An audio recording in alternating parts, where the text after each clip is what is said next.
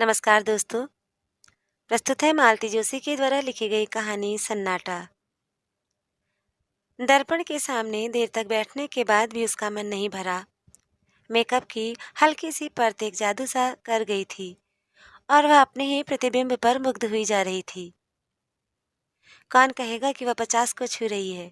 उसका कुछ भी तो नहीं बदला। उम्र के साथ चेहरा थोड़ा भर गया है। बालों में इक्का दुक्का रूपहले तार झलमला रहे हैं, बस। पर इन बातों ने तो उसके सौंदर्य को गरिमा ही प्रदान की है। अब तो सारा दिन जैसे भागम भाग में बीतता है। बिंदी लगाने भर को वह आईने में झांक पाती है। नहीं तो एक समय वह भी था जब वह घंटों आईनों के सामने बैठकर निहारा करती थी। उन दिनों कॉलेज भर में उसके रूप के चर्चे थे। इसी रूप जाल ने तो गिरीश को बांधा था। इसी के बलबूते पर तो बिना किसी दान दहेज के इतने बड़े घर में आ गई थी। बड़ा घर। बड़ा घर याद आते ही उसका मन ऐसे कसला हो उठा जैसे दांतों तले कोई कड़वी चीज आ गई हो। बीते दिनों की स्मृतियों ने कोई मधुर रागनी नहीं छेड़ी, बल्कि मन में एक टीस सी उठी। वह एक झटके के साथ उठी और कपड़ों की अलमारी के सामने जाकर खड़ी हो गई। बेकार की बातों से वह इस समय अपना अच्छा भला मूड बिगाड़ना नहीं चाहती थी। साड़ी का चुनाव वाकई एक समस्या थी। अपनी रोजमर्रा की साड़ियों की ओर तो उसने झांका भी नहीं। साल दर साल उन्हें पहनते वह खूब उब चुकी थी। कुछ साड़ियां जो समारोहों के लिए खरीदी गई थी, पर हर कपड़ा हर मौके पर खिलता थोड़ी ही है। साड़ी ऐसी हो जो अवसर विशेष के अनुकूल हो और उसकी सौम्य सोबर इमेज भी बनाए रखे।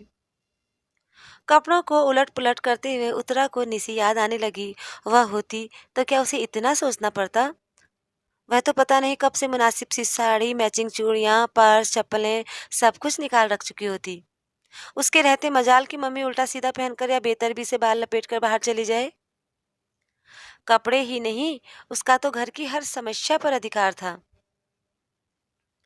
कोई भी काम उस पर छोड़कर निश्चिंत हुआ जा सकता था। उसके रहते घर कैसा हरा भरा सा लगता था। इस तरह द्वीपों में बटा हुआ नहीं था। उत्तरा को पीएचडी मिली तब निसी मुश्किल से 16 की रही होंगी। स्टाफ मेंबर्स पार्टी के लिए कहने लगे। उत्तरा ने सोचा वहीं कैंटीन में कुछ खिला पिला देगी, पर निसी अड़ गई। कॉलेज में क्यों मम्मी, क्या तुम्हारा घर नहीं है? और पार्टी का सारा प्रबंध उसने अकेले ही किया। खाना तो खैर बनवाया गया था, पर प्लेटें, चम्मच, नैपकिन्स, बर्फ, यहाँ तक पान और सुपारी और जर्दे की व्यवस्था भी उसने इतनी सुघड़ता से की थी कि सब चकित रह गए। लोग अब फिर पार्टी मांग रहे हैं, पर अब उत्तरा की हिम्मत टूट गई। यूं कहने को तो घर पे आंसू भी है, पर आंसू, उसने आवाज दी। पर जैसा कि वह जानती थी कोई जवाब नहीं आया। आजकल तो वह बस अपने पापा के आसपास ही मंडराया करती है। निसी भी थी तो आंसू उसके साथ लगी रहती थी। उसकी शादी क्या हुई, दोनों ही लड़कियां हाथ से निकल गई। आंसू, इस बार आवाज थोड़ी ऊंची। क्या है मम्मी? आंसू सामने आकर खड़ी हो गई। उसके लहजे से उत्तरा का पारा चढ़ गया। वह भूल सी गई कि क्यों बुलाया था। रूखे स्वर में पूछा, तुम अभी तक तैयार नहीं हुई? चलना नहीं है क्या? कहाँ? ओ, आज आपका फंक्शन है ना मम्मी। सॉरी मम्मी, मेरा जाना नहीं हो सकेगा। क्यों? पापा को बुखार आ गया मम्मी। ये तो कोई नई बात नहीं। नहीं न सही, पर ऐसी स्थिति में उन्हें अकेला नहीं छोड़ा जा सकता ना। कोई बात नहीं, 2 घंटे के लिए महादेव उनके पास बैठ सकता है। सो तो है, पर मम्मी वहां सारी साहित्यिक बातें होंगी, मेरी समझ में कुछ नहीं आएगा। मैं वैसे ही बोर हो जाऊंगी। ठीक है, उत्तरा ने विषय समाप्त करते हुए कहा। आंसू जैसे प्रतीक्षा ही कर रही थी कि तुरंत पलटकर चल दी। दोबारा फिर आवाज आई और आंसू सामने खड़ी थी। मम्मी, वो लोग आ गए। अरे, 4 बज गए हैं क्या? उसने चौंक कर घड़ी देखी।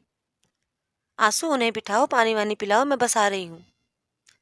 अपने को आखिरी बार आईने में देखने देखने के लिए वह मुड़ी तो उसमें आंसू का खिंचा खिंचा सा चेहरा परिलक्षित हुआ। उत्तरा जल भुनकर रह गई। मेरे मेहमानों को एक गिलास पानी पिलाने में इसकी जान जाती है। पापा के लिए हर आधे घंटे बाद चाय बनाते समय इसके हाथ नहीं थकते। वह बुदबुदाई, पर सारा गुस्सा भीतर ही भीतर पी गई।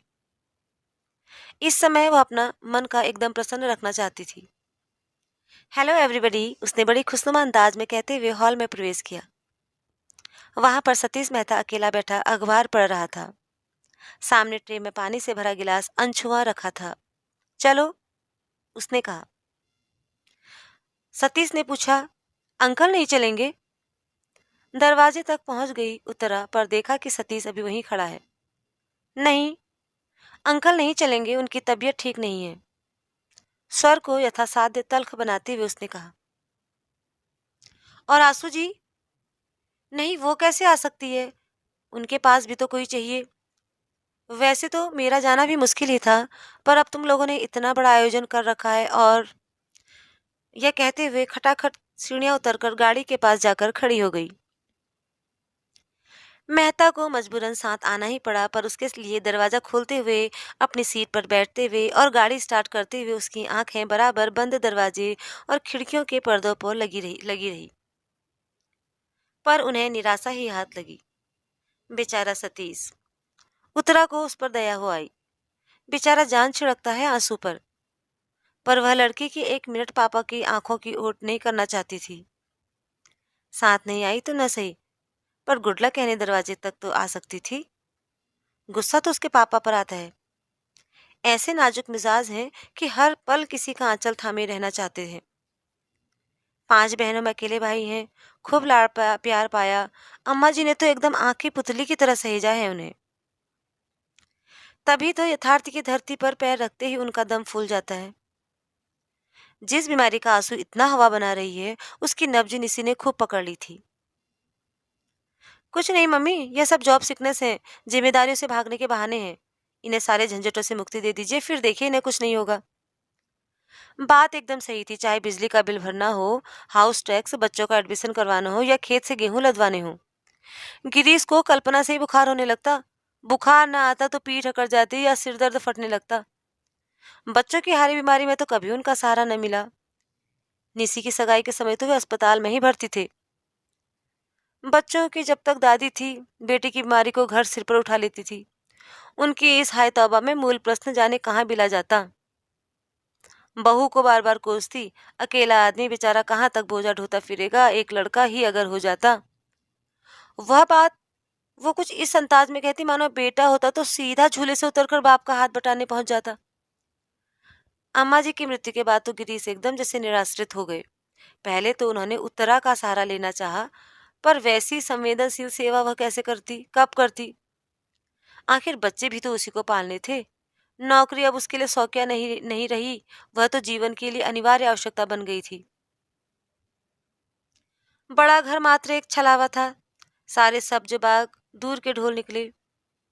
वकालत की एक तख्ती जरूर टंग रही थी दरवाजे पर, ताकि कोई यह न कह सके कि निठल्ले हैं, बीवी की कमाई खाते हैं। शेष तो बस उतरा ही जानती थी, या उसका ईश्वर। पत्नी से निराश होकर अब उन्होंने आंसू का दामन थाम लिया। उन्हें इस बात का एहसास नहीं कि इस तरह वे लड़की को तबाह कर रहे हैं। पता नहीं कैसे उसके मन में यह भय बैठ गया कि उसकी शादी होते ही पापा एकदम अकेले पड़ जाएंगे। अकेलापन क्या इतना भयानक होता है? आखिर उत्तरा भी तो जी रही है, वह तो बरसों से भीड़ के बीच अकेलापन झेल रही है। उसने तो कभी शिकायत नहीं की।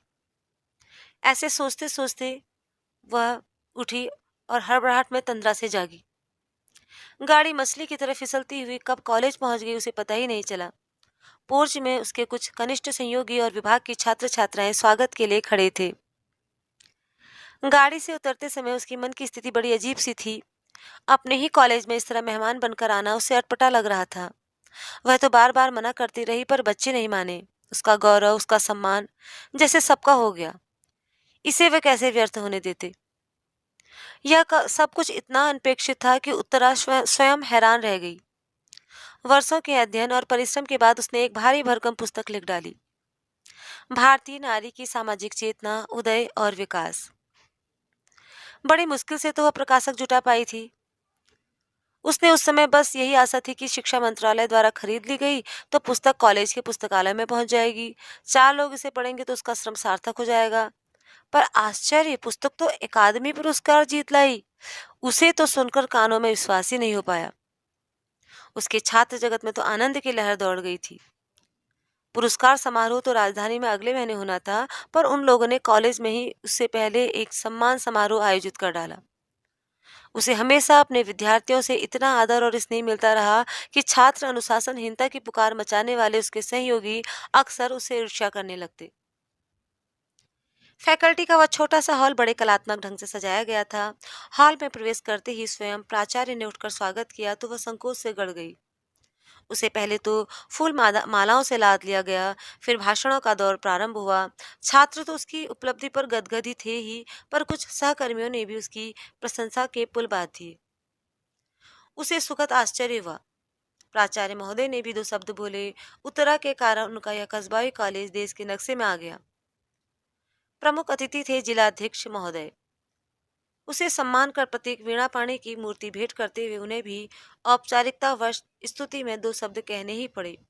वह सुनती रही और सोचती रही, काश आंसू यहाँ होती, उसके पापा यहाँ होते, वे लोग जरा देख तो लेते कि घर के बाहर उसे कितनी इज्जत मिलती है, कितना प्यार मिलता है। पर वे यहाँ आते ही क्यों? पत्नी की गौरव गाथा निष्प्रभ भाव से सुनने की सामर्थ्य उनमें कहाँ? तभी ना बुखार हो आया।